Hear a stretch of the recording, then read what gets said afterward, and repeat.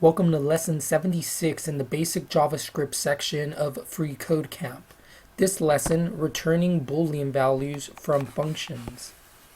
You may recall from comparison with the equality operator that all comparison operators return Boolean true or false value. A common anti-pattern is to use an if-else statement to do a comparison and then return true or false. So an anti-pattern is what we don't want. And it shows us here they created a function called isEqual, which takes in a or b, or a and b,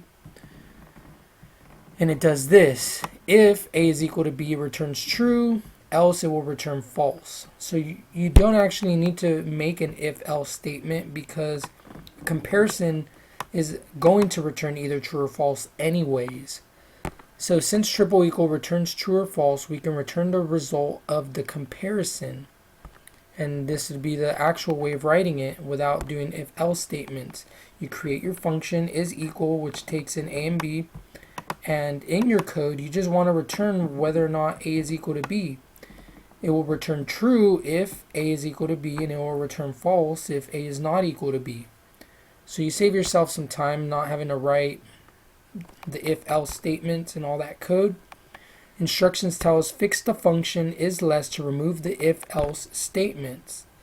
So wait, let's just make sure, read this down here. You should not use any if-else statements.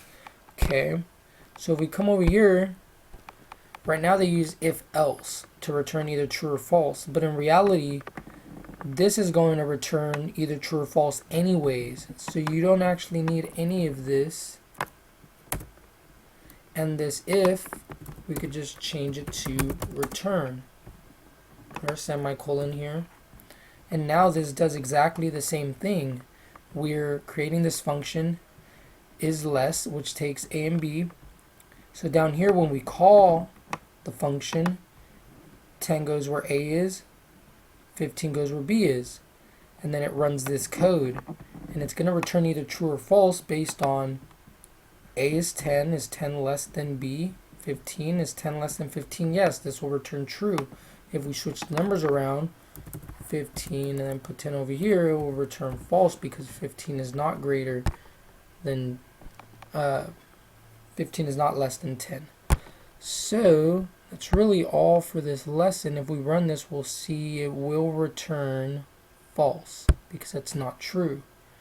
And we did pass it, and again, if this was to change back to 10, it will return true. And that is it for this lesson.